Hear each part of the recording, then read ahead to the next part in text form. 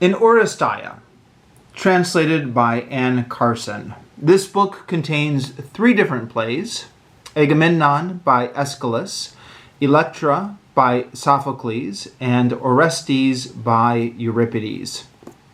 Now, as is my custom on this channel, when I'm reading a book which contains multiple books within it, or in this case, multiple plays within it, I've decided that what I'm going to do is review each play separately and then come back and give some final comments on the book as a whole.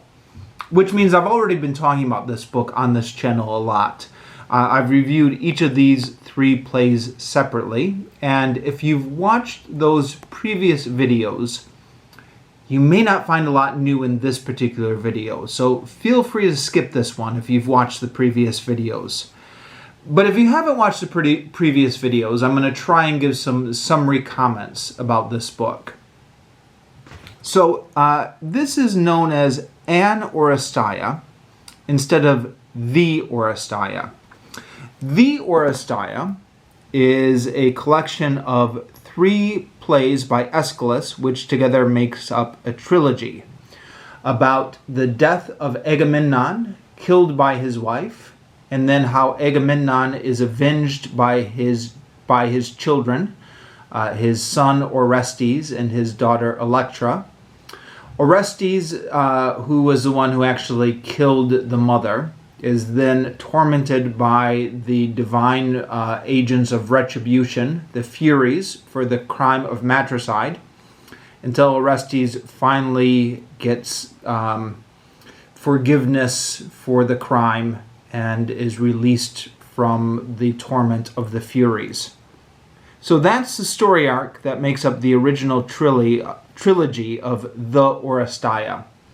But this was not a play that Aeschylus himself invented. This was a popular folktale or legend in Greek mythology.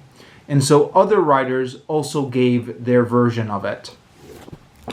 What Carson has done here is collected 3 different plays by 3 different Greek tragic playwrights, which together form their own sort of Oresteia. And she's labeled it An Oresteia instead of The Oresteia to indicate that this is maybe an alternate Oresteia. Now, of the Greek playwrights, my understanding is we only have 3 that have survived down to us: Aeschylus, Sophocles, and Euripides. And they all wrote about this. So we've got 1 play from Aeschylus, 1 play from Sophocles, and 1 play from Euripides. 1 from each of the surviving Greek playwrights. And this is the order that they wrote in. Aeschylus was the first one, Sophocles was the second one, and Euripides was the youngest one or the latest one. So it lines up nicely that way. Now, because Aeschylus was the first one, his plays were already well known by the time Sophocles and Euripides were writing. So Sophocles and Euripides were very much writing in his shadow, and they were responding to what he wrote. The play Electra by Sophocles covers the same ground as the second play in the Oresteia, often translated in English as The Libation Bearers. And the play Orestes by Euripides covers the same ground as the third play in Aeschylus' Oresteia, which is called the Eumenides, or translated as the Kindly Ones. So now the first play is still the first play. So Agamemnon by Aeschylus is the same in both trilogies. But Electra by Sophocles is a response to or a retelling of the second play in Aeschylus' trilogy, and Orestes by Euripides is a response to or a retelling of the third play in Aeschylus' trilogy.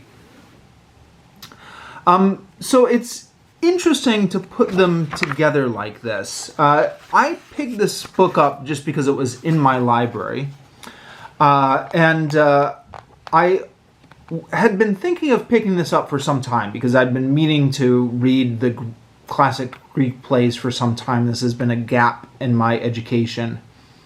But I'm very glad I waited until I had read the original Oresteia first, which I read out of this volume.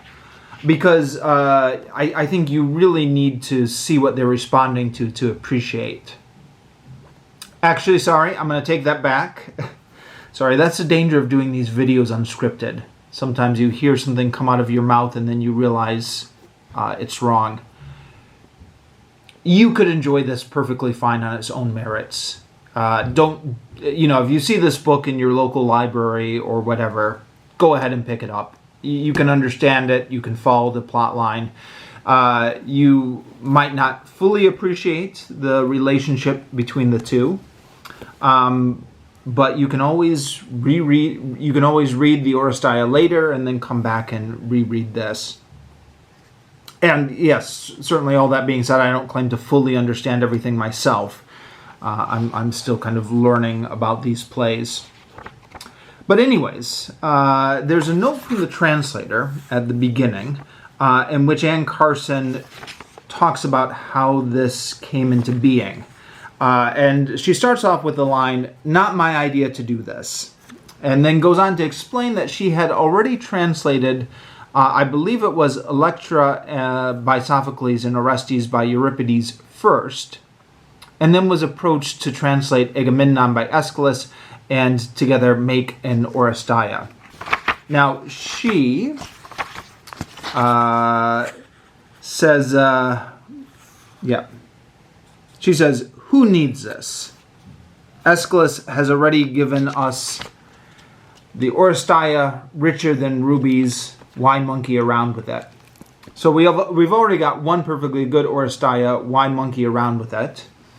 But the person who convinced her to do this convinced her that it would be interesting to see how the story changed as times changed.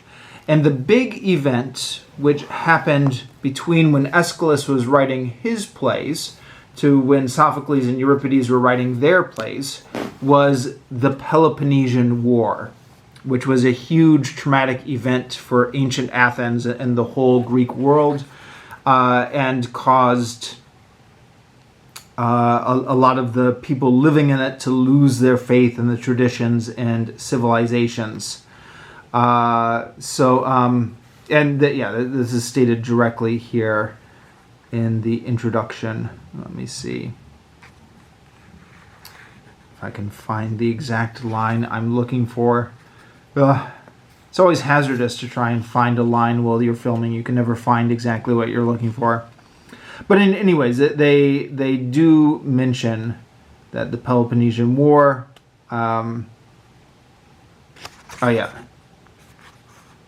Euripides finished his Orestes almost 100 years later as Athens headed for ruin due to her protracted involvement in the Peloponnesian War. And so that changes how they look at this story. Now, all three of them are writing tragedy. So there's no real happy ending, except, actually, I take it back. The Oresteia does kind of end on a triumphant note, with Orestes being vindicated for his murder, his vengeance, and everything seeming to be in its place. Orestes by Euripides does also seem to end on I hesitate to say happy, but a resolved note. Orestes is seemingly vindicated and even has a marriage arranged for him with Hermione, the daughter of Helen and Menelaus. But by the time we get here, we get the sense that Euripides is trying to mock the story rather than tell it seriously.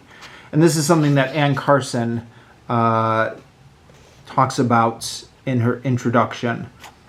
So she says, "How should we read moments like this where exasperation verges on farce?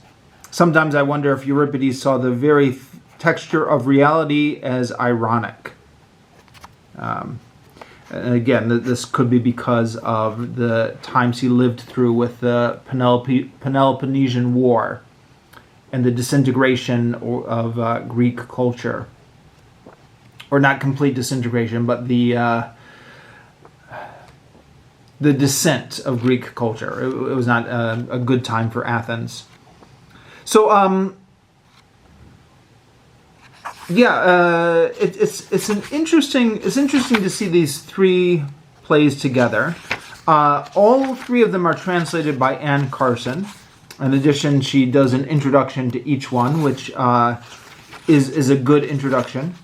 I mean, it's not everything you want for an introduction. She doesn't give you all the backgrounds to the plays and stuff like that. But she points out some interesting things in her introduction. And then the translations themselves are very readable. Having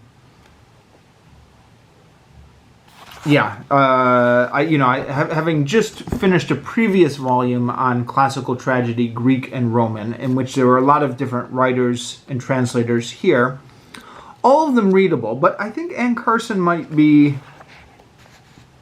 my favorite so far, at least in terms of writing in very clear language that's very easy to follow and holds you.